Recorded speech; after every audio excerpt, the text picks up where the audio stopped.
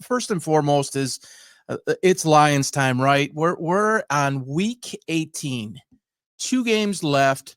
We're more than down the stretch here. We have the Niners on Monday, and then we have the Vikings next week, and it's a flex game. So exact time and date to be determined, and it's all going to hinge on what Minnesota does this weekend tomorrow against the Green Bay Packers at home, and what the Lions do on the road in San Francisco. So it'll be fun to watch.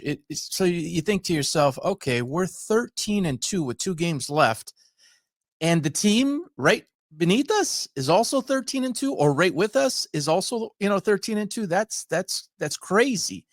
That's 2 teams on a run that is just extraordinary. And I'll get into a little bit about obviously where I think the Lions are at this point in time versus last week and the week before, and what we can expect on Monday, in my opinion, and then what we can expect forward, and then also a prediction for the Vikings and Packers this weekend, and where I think that heads into next week and kind of how that sets up. But first, you got to take care of your business on Monday night. Lions and Niners. This is a revenge or avenge last year's loss. You have one team trending up. You have one team trending down. Obviously, the Lions up, Niners down. Niners out of the playoffs. Really nothing to play for other than pride. Guys, I suppose you can say that they're playing for positions and such for next year. And let's just try to go into next year. But imagine what they're going into the game feeling, and imagine what the Lions are going into the game feeling, and what the difference is. One team's playing for everything. They're playing for a historical change. They're playing for the right to not only win a division, get a first-round bye, have 3 games away from the Super Bowl. The Niners have been there, over the last several years, have been either in the game or seriously contending for the game, so they're not now. However, it is the NFL, and the famous phrase that says on any given Sunday, or in this case, any given Monday, anything can happen. Injuries can happen.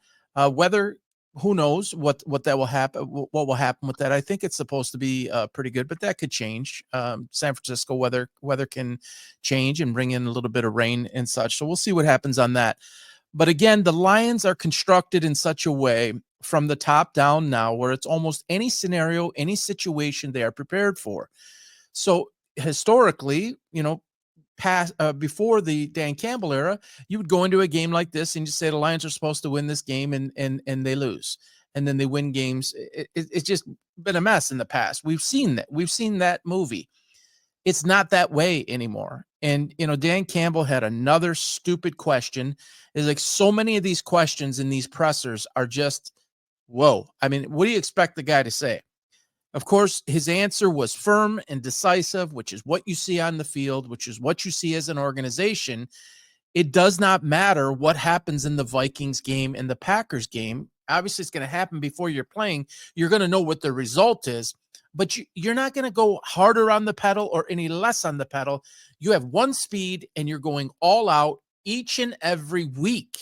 It doesn't matter who, where, when, why. None of it matters. That is why this has changed, or one of the reasons why this has changed for the Lions. He constantly has the team ready to play organizationally. They are all on the same page. They all have the same mindset. And so do you think for some reason, if Minnesota loses on Sunday, tomorrow, that they're suddenly going to let up and rest their guys? Like, why would you do that? Now, you would say, Paul, well, what are you talking about? That happens all the time, and guys teams rest their players. Look at the Belichick model, and just really not much else to discuss. If you're up 30 or something like that, and there's 8 minutes to go in the fourth quarter, yeah, maybe you pull your guys out. But you want to be entering the playoff at your very best, from chemistry to rhythm, your routine, your sharp, all of those types of things. When you screw with that, and it doesn't even matter if it's at the professional level versus a younger level or college or anything else, if you start tampering with that, you start tampering with the outcome or the result. You want the team flying high, particularly if you end up with a bye. You want to enter the bye in the most complete way, and then take your week off in between to refine, to game plan, etc., and then you hit your first game with only 3 or 2 you have to win to get to the playoffs, with 3 to win, or excuse me, to get to the Super Bowl, 3 including the Super Bowl to win. So the question is, what are you going to do about this? You're not going to do nothing about it. If the Vikings win, you're going to play the same way. If the Vikings lose, you're going to play the same way. Now, there is some human tendency for some of the guys that may feel a little bit of a letdown, but he's not going to do that. He, meaning Campbell, is not going to allow that to happen. He's going to keep pressing. The expectation is set. It is defined. It is clear, and you are to perform at that expectation. If you watch the Bears a couple of days ago, you want to see the Lions circa 2016, rewatch the Bears game the other night, especially the ending of the game. You're looking at a franchise that's in disarray. They're completely discombobulated. No one knows what they're doing. They're very poorly coached. The coach, Thomas Brown, doesn't even look like he has a pulse. Looks like he's disinterested, and you're the interim coach of the Chicago Bears. I mean, you might know, and rightfully so, it's going to happen. You might know that the job is never going to be yours. However, you're being watched, buddy. You're being watched, and what you're doing and how you're managing that team is going to affect your future employment in the league at whatever role it is, whatever team or city it's for. And you watch Caleb Williams just look totally clueless. And you guys can go on X at PB Sports Talks, and you'll see my conversation from back in April, 2 days before the draft, a day after the draft, where I talked about Caleb Williams. This guy is just lost. And I don't want to get too much onto that, but it is what the Lions used to be. And the expectation and everything, and the winning culture, and the right guys, and the right chemistry, and the right leader at the quarterback position, which is not Caleb Williams. Everybody hear me on that. I'll say it again. It is not Caleb Williams now. It won't be Caleb Williams in 6 months or next year or the year after. He may do some things here and there, but he does not have the makeup mentally to lead an entire franchise on his back. There's a serious issue there. You look at a guy like Jared Goff, he's going to go out there, he's going to hold somebody around him accountable, and they're going to respect him. Now, obviously, there's one guy that's a rookie that just entered the league, and there's one guy who's actually been to a Super Bowl and been around in the league, 7 years now, 8 years, something like that, was a first overall pick as well. But he has command of the team. He has the respect of his peers. He has the respect of his teammates, his coaches, the league, everybody. And they actually police themselves. Now, Jameson Williams, that's a different topic, and dude better get his stuff together and stop acting a fool and doing dumb stuff and let your talent speak instead of your mouth. I mean, these penalties are ridiculous. So the Lions will be prepared for Monday based on whatever happens. It doesn't matter what happens. They will go out. They will handle their business. They have their game plan intact, and I think you will see them go execute it.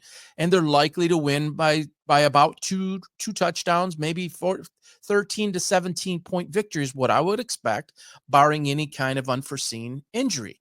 You handle your business. You go to 14-2, and then regardless of what Minnesota does, you go and you handle your business next week. Now, personally, I think that the Lions win, and anybody who has watched me all year long knows what I think about Green Bay. LaFleur, Love, the whole organization of Green Bay just continues to reload, rebuild.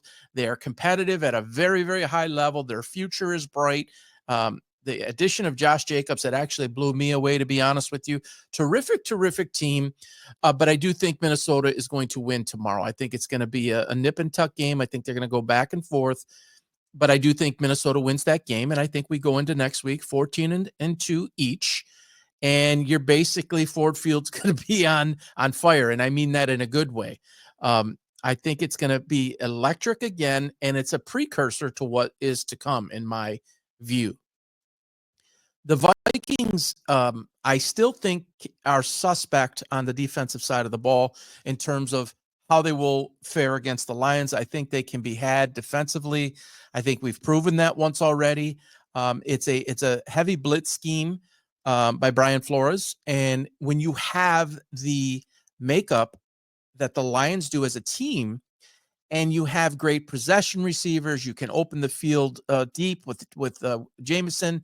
You have Laporta over the middle. You've got two receivers on the outside. St. Brown can do everything. Patrick has been terrific, a terrific addition. Khalif Raymond most likely will be back here. Normally you have two running backs that can do whatever you want. Obviously you have Montgomery down. You have Gibbs here now. Reynolds there. Vaki there as well. They can do so many different things that you can't just all out blitz them.